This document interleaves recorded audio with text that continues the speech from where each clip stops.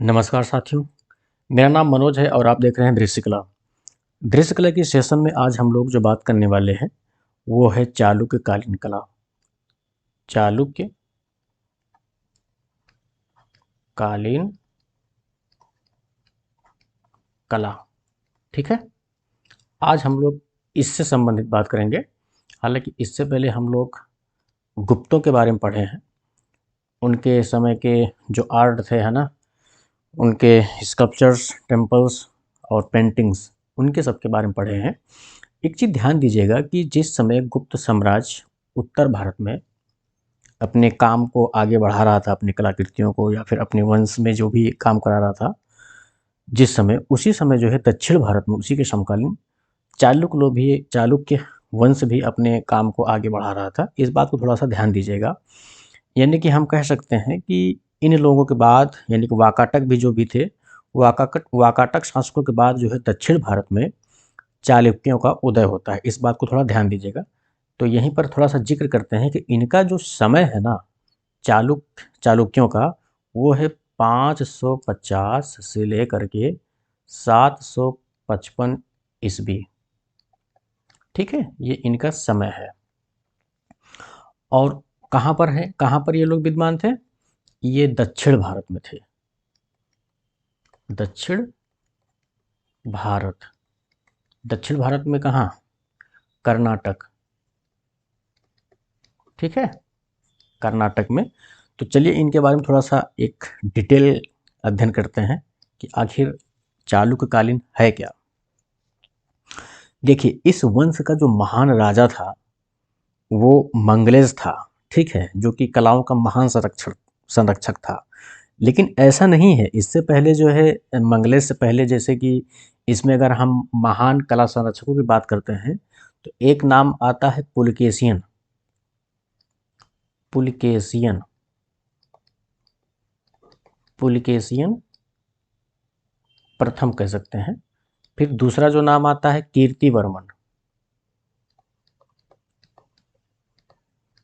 कीर्तिवर्मन, ठीक है। उसके बाद जो है अगला जो नाम आता है वो आता है मंगलेश का, मंगलेश, ठीक।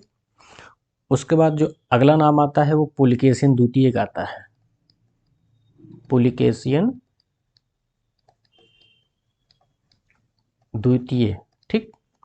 फिर पुलकेशियन द्वितीय आते हैं। उसके बाद धीरे धीरे और भी आगे मतलब तमाम राजा आते हैं जो कि इनकी कलाओं को साक्षर देते हैं और वहीं से पतन भी होता है। लेकिन मुख्य रूप से जो है हम पुलकेशियन प्रथम, कीर्तिवर्मन, मंगलेश और पुलकेशिन द्वितीय के बारे में ठीक ठाक मतलब कलाओं का जिक्र पाते हैं, उनके नाम को भी सुनने को पाते हैं, ठीक है। अब चलिए चलते हैं, इनके थोड़ा सा आगे बढ़ते हैं। ये तो रहे कुछ इनके महान संरक्षक।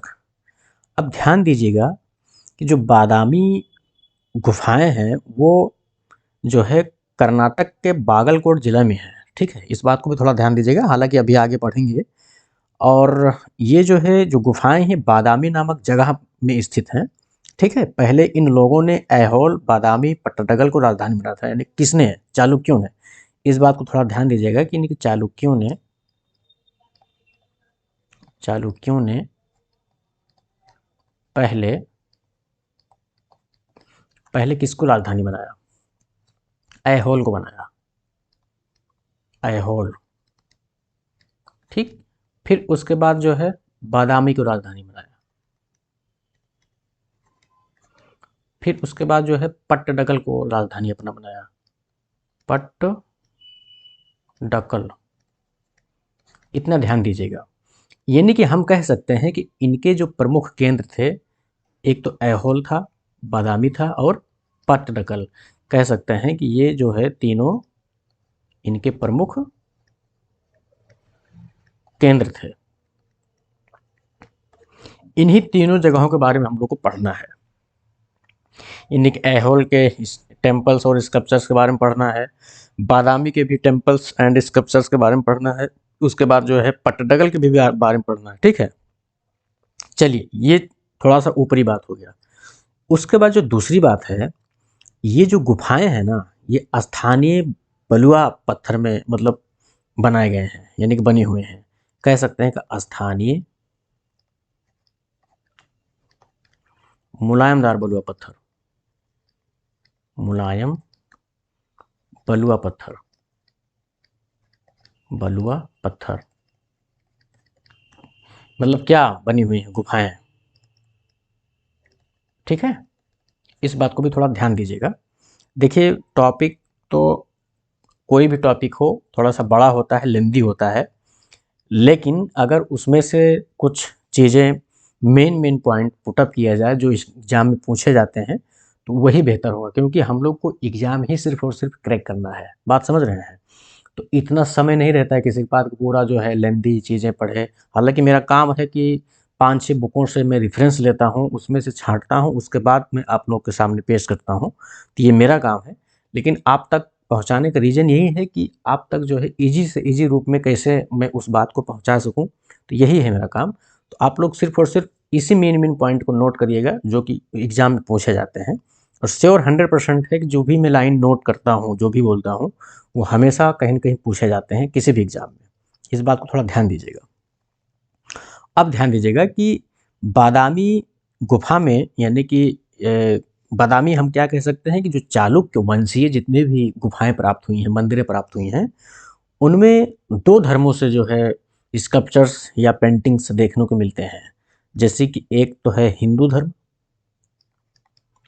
धर्म और दूसरा है आपका जैन धर्म। ठीक है? इस बात को ध्यान दीजिएगा। अब ये तो रही एक और ऊपरी बात। दूसरी ऊपरी बात क्या है कि इनके मंदिरों का निर्माण सबसे पहले ऐहोल में हुआ।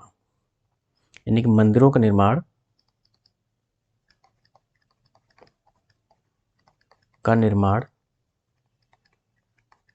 सबसे पहले कहाँ हुआ? ऐहोल में हुआ। ठीक है? ऐहोल वही ऐहोल जो प्रमुख केंद्र हैं जैसे कि ऐहोल, बादामी, पट्टडकल। फिर उसके बाद क्रमशः आप देखेंगे तो फिर बादामी में हुआ। फिर उसके बाद जो है कहाँ हुआ? पट्टडकल। ध्यान दीजिएगा, इन लोगों ने सबसे पहले इसको राजधानी बनाया, फिर दूसरी बार इसको राजधानी बनाया, फिर तीसरी बार इसको राजधानी बनाया। तो जहाँ जहाँ अपना प्रमुख केंद्र बनाए हैं वहीं वहीं ने जो है क्रम में जैसे जैसे वो बनाएंगे प्रमुख केंद्र अपना अलग अलग समयों पर, उसी क्रम में जो है हम इनके स्कल्पचर्स या पेंटिंग्स या फिर इनके टेम्पल्स को देखते हैं। ठीक है, इनकी गुफाओं को देखते हैं। अब आइए जो है मुख्य बात करते हैं। अब सबसे पहले जो है हम ऐहोल की बात करते हैं। ऐहोल के बारे में थोड़ा सा जानने की कोशिश करते हैं। हम लिख सकते हैं कि ऐहोल के मंदिर, ऐहोल, ऐहोल के मंदिर। ठीक, अब ध्यान दीजिएगा, एकदम एकदम बढ़िया से ध्यान दीजिएगा। देखिए इसका जो ऐहोल के मंदिर का जो समय है वो है 5वीं सदी। ठीक, फिर उसके बाद जो है ये तो रहे 5वीं सदी। जितने भी मंदिर इसमें बने हुए हैं ऐहोल में, उस सब के सब धारवाड़ जिले में हैं। धारवाड़ जिले में। ठीक है, और धारवाड़ जिला कहाँ? कर्नाटक में। ठीक है, इस बात को थोड़ा ध्यान दीजिएगा। अब आइए ऐहोल के मंदिरों में कौन कौन से मंदिर हैं उनके बारे में पढ़ते हैं। देखिए पहला मंदिर कौन सा है उसके बारे में पढ़ते हैं। पहला मंदिर है लाट खान मंदिर, लाड खान मंदिर, इसके बारे में पढ़ते हैं। ठीक है, ये चालुक्य काल का सबसे पहला व हम कह सकते हैं कि ऐहोल का सबसे पुराना मंदिर है। ये जो है ऐहोल का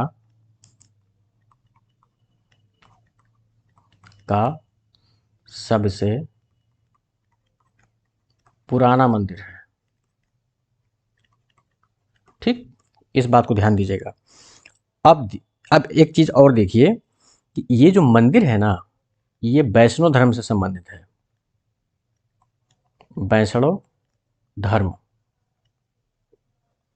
वैष्णव धर्म से संबंधित है। ठीक है, अब उसके बाद जो है जो दूसरा मंदिर आता है वो है आपका कुंती मंदिर। कुंती मंदिर, या फिर इसी को हम बोलते हैं कोंतगुड़ी मंदिर। कोंतगुड़ी मंदिर, ठीक है, कुंती मंदिर या कोंतगुड़ी मंदिर। इसके बारे में देखिए कि इसमें जो स्कल्पचर्स मिले हुए हैं, कोंतगुड़ी मंदिर, ये भी जो है धार जिले में है, मतलब धारवाड़ जिले में है, लिख दे रहे हैं, ये भी धारवाड़ जिले में है, ठीक है, धारवाड़ जिला यानी कि कर्नाटक, ठीक है। अब एक चीज़ ध्यान दीजिएगा कि इसमें जो स्कल्पचर्स मिले हुए हैं वो स्कल्पचर्स ये हैं जैसे कि शेष साई विष्णु है, शेष साई विष्णु, ठीक है। उसके बाद जो है ब्रह्मा की मूर्ति है इसमें, ब्रह्मा ब्रह्मा की मूर्ति है। फिर उमा महेश की मूर्ति है, उमा महेश, ठीक है। इस तरह के स्कल्पचर्स इसमें मिले हुए हैं। फिर अगला जो मंदिर आता है तीसरे नंबर का, वो है आपका दुर्गा मंदिर।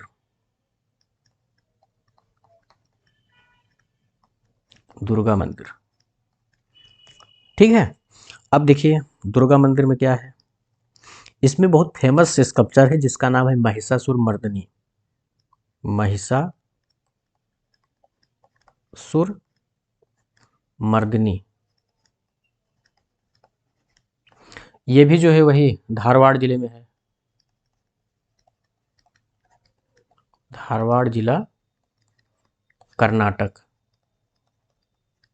मैं पहले बोल दिया हूँ कि इसमें ऐहोल में जितने भी मंदिर मिले हुए हैं वो सब के सब जो है धारवाड़ जिले में है, इस बात को थोड़ा ध्यान दीजिएगा।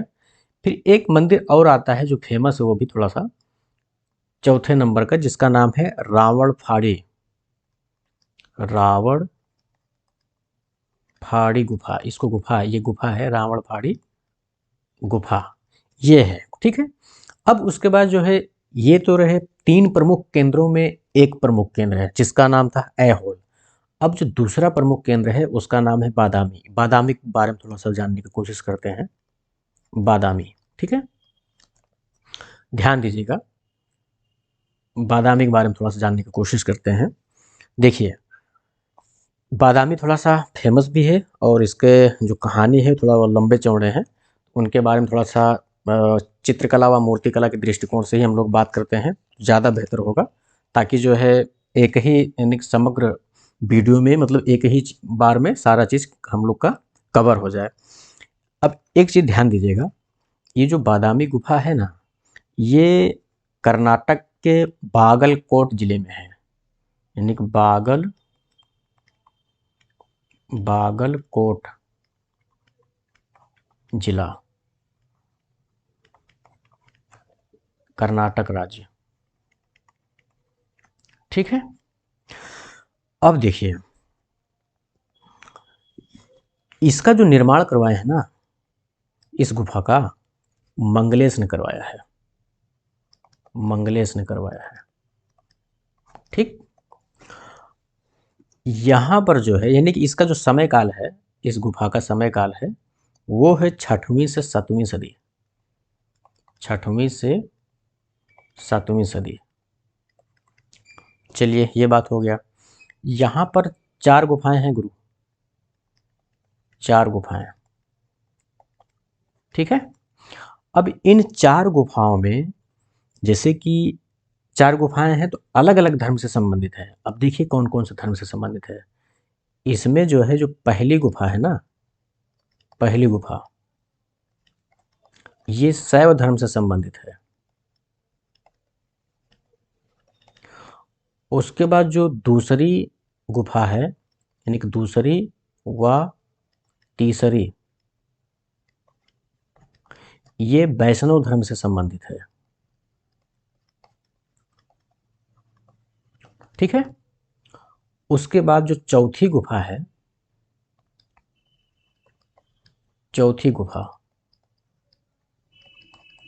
ये जैन धर्म से संबंधित है। ध्यान दीजिएगा, ये जो तीनों चीज़ है ना, बहुत बड़ा खेल है इस पूरे टॉपिक का, तो इन तीनों को ही समझने की कोशिश करिएगा। जो पहली गुफा है वो शैव धर्म से संबंधित है, दूसरी व तीसरी गुफा वैष्णव धर्म, और चौथी गुफा जैन धर्म। अब देखिएगा, इसमें थोड़ा सा ध्यान दीजिएगा, बगुले की तरह थोड़ा ध्यान दीजिएगा। देखिए, अब इसमें हम लोग थोड़ा सा एक एक गुफाओं के स्कल्पचर्स को देखते हैं, ठीक है।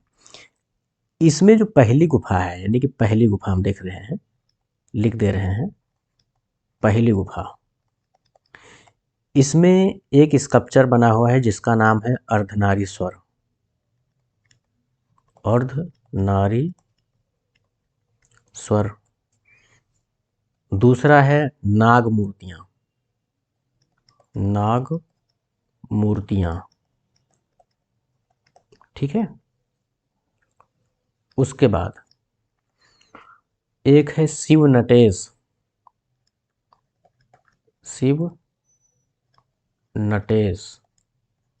बहुत ही फेमस स्कल्पचर है ये। यही शिव नटेश में जो है, ये इसी शिव नटेश को 16 मुद्राओं में बनाया गया है, 16 मुद्राओं में, ठीक है।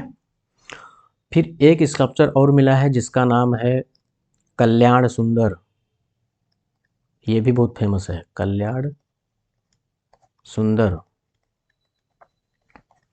ये तो रही पहली गुफा के। अब जो दूसरी गुफा के कुछ स्कल्पचर्स हैं, यानी कि दूसरी गुफा वैष्णव धर्म से संबंधित है ही है, तो दिमाग लगाओ कि कौन कौन से स्कल्पचर मिल सकते हैं, यानी कि दूसरी गुफा लिख दे रहे हैं, दूसरी गुफा। तो इसमें है वराह, पहला जो मूर्ति है वराह, फिर हरिहर, ठीक है। फिर उसके अलावा जो है समुद्र मंथन भी है,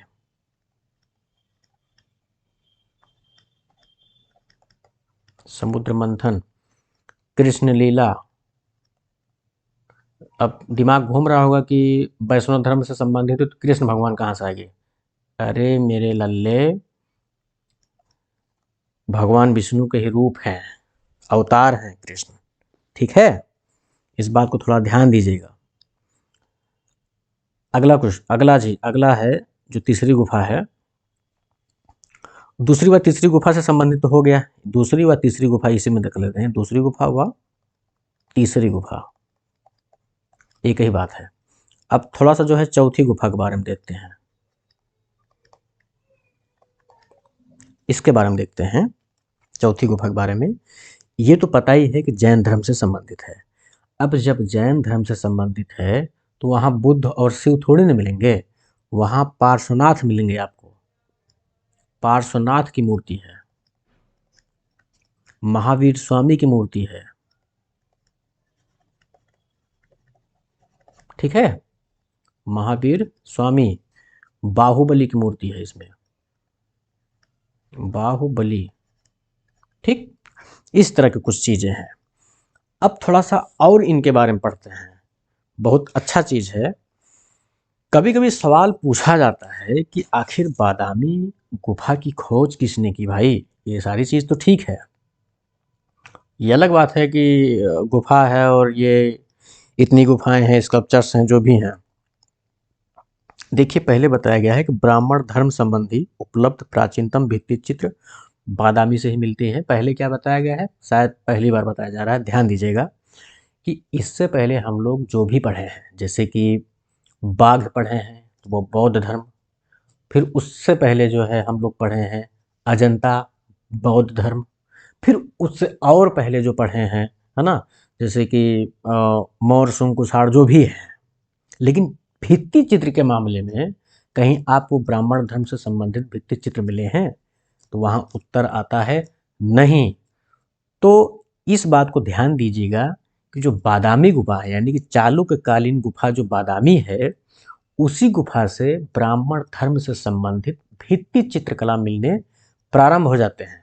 सबसे प्राचीन यहीं से माने जाते हैं, यानी कि हम कह सकते हैं कि बादामी से बादामी से ब्राह्मण धर्म संबंधित भित्ति चित्र कला का प्राचीनतम क्या साक्ष्य बोल सकते हैं। ठीक है, प्राचीनतम साक्ष्य यहीं से मिलते हैं। भित्ति चित्र के मामले में बोल रहे हैं, बाकी मूर्तियां तो मिली ही हैं और भी चीजें मिली हैं, लेकिन एक भित्ति चित्र अलग होता है। बात समझ रहे हैं। अब देखिए एक चीज और इसके बारे में जानने की कोशिश करते हैं। ये बादामी है, थोड़ा ये बादामी पढ़िएगा इसको। थोड़ा लिखावट में इस तरह से डिजिटली काम कर रहे हैं ना, तो कहीं कहीं थोड़ा सा गड़बड़ हो जा रहा है, कहीं कहीं मात्रा भी अगर इधर उधर से गलती से लिखा जा रहा है तो उसमें माइंड मत लीजिएगा। हम जो बोल रहे हैं उस पर थोड़ा ध्यान दीजिएगा बस। बाकी समझदार हैं आप लोग। अब ध्यान दीजिएगा कि इस बादामी में जो सबसे प्रमुख चित्र है ना, जो फेमस है, वो है, कह सकते हैं कि प्रमुख चित्र में अगर हम बात करते हैं तो वो है शिव विवाह।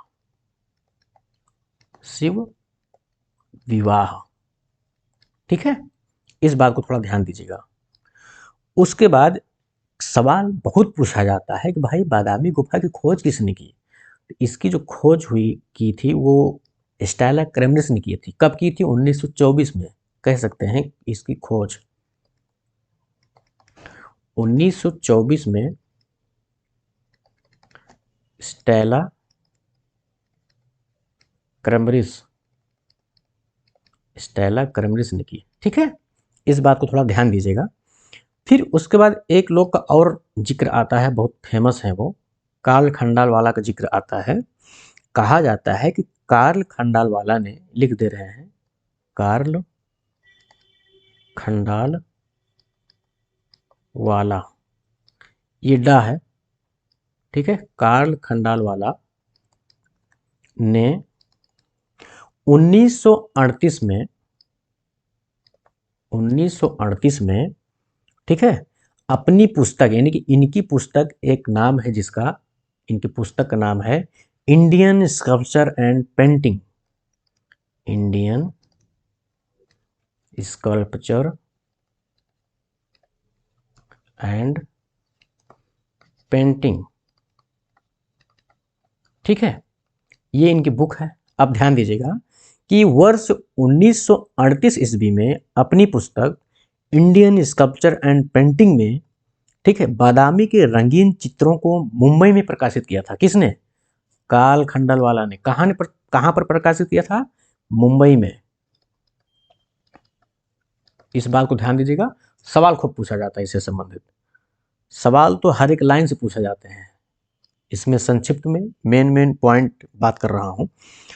अब एक चीज और, सवाल कभी कभी उठता है कि ठीक है भाई, इनकी खोज हो गए, इनकी इतनी गुफाएं हैं, ये चित्र हैं, यहाँ पर प्रकाशित हुए हैं, लेकिन भाई इनके चित्रों के प्रतिलिपियों को किसने बनाया? तो इनके चित्रों की प्रतिलिपियां जो सबसे पहले बनाए थे उनका नाम था जगन्नाथ मुरलीधर अहिवासी, यानी जिसको बोलते हैं JM अहिवासी। JM अहिवासी, यानी कि इनका पूरा नाम है जगन्नाथ मुरलीधर अहिवासी। ठीक है, तो इन्होंने क्या किया था? प्रतिलिपियां बनाई थी।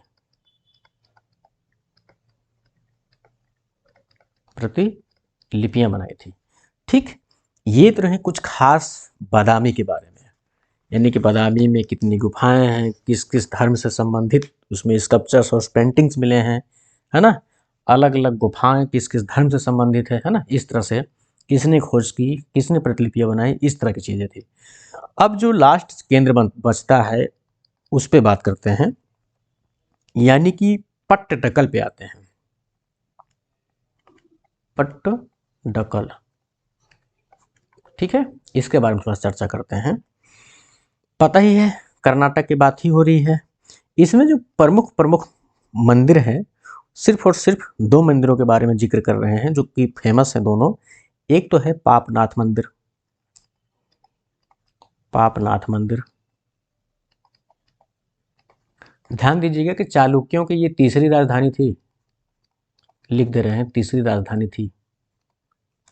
और दूसरी राजधानी कौन सी थी, कमेंट में बताइएगा आप लोग, बार बार नहीं बताएंगे, ठीक है। प्रेम से बोल रहे हैं, गुस्सा मत होइएगा। देखिए तीसरी राजधानी क्या था, पट्टडकल। किसका, चालुक्यों का। अब इसमें जो प्रमुख मंदिर है वो है पापनाथ। इसमें जो स्कल्पचर्स मिले हुए हैं ना, इसमें एक है कि त्रिपुरांतक की मूर्ति है, त्रिपुरांतक। एक है कैलाश पर्वत उठाए रावण, कैलाश पर्वत उठाए रावण, ठीक है। तो इन मूर्तियों के नाम से आपको समझ में आ जाएगा कि कौन से धर्म से संबंधित है, शैव धर्म, ठीक है। ये मंदिर जो है शैव मंदिर है, ठीक है। उसके बाद जो दूसरा मंदिर है वो है विरूपाक्ष मंदिर, बहुत फेमस है विरूपाक्ष मंदिर, ठीक है। विरूपाक्ष मंदिर में भी, ये भी शिव मंदिर है, शैव मंदिर है। इसमें भी महिषासुर मर्दिनी के एक स्कल्पचर मिला हुआ है, महिषासुर मर्दिनी। और एक है प्रेमी युगल, ठीक है। एक है मल्ल युद्ध, मल्ल युद्ध। तो इस तरह से कुछ इसके इनके स्कल्पचर्स हैं और पेंटिंग्स हैं। किसके, चालुक्यकालीन वंशों के, यानी कि चालुक्यकालीन कलाओं के बारे में अगर हम देखते हैं तो कुछ इस तरह के इनके बारे में जिक्र आते हैं, ठीक है। देखिए अभी हम लोग जो भी पढ़ रहे हैं पीछे से, ध्यान दीजिएगा कि उसमें हर एक टॉपिक से संबंधित जब हम लोग ख़त्म कर दे रहे हैं तो उनसे संबंधित जो पिछले परीक्षाओं में कुछ प्रश्न पूछे गए हैं इम्पॉर्टेंट, उनको भी हम लोग जिक्र कर रहे हैं। यानी कि जैसे अभी हम लोग चालुक्यकालीन कला पढ़ लिए हैं, तो इसके भी बारे में जो है हम लोग कुछ क्वेश्चन बना करके 100-50 या 20-25 जो भी होगा इम्पॉर्टेंट, उनको भी हल करेंगे। जैसे कि इससे पहले हम लोग जो है हल किए थे, जैसे कि कुछ स्कल्पचर्स कुषाण कालीन से, कुछ क्वेश्चन कुषाण कालीन से लिए थे। फिर जो है गुप्त कालीन से कुछ स्कल्पचर्स लिए थे, मतलब क्वेश्चन लिए थे, है ना। फिर अजंता से कुछ क्वेश्चन उठाए थे, बाघ से कुछ था 2-4, है ना, इस तरह से। तो उसी तरह से जो है हम लोग जो भी अगला बात करेंगे इनके चालुक्यकालीन कलाओं से संबंधित कुछ प्रश्न लेकर आएंगे, उनको हल किया जाएगा, ठीक है। फिर इसी के साथ हम लोग मिलते हैं अगले सेशन में। धन्यवाद।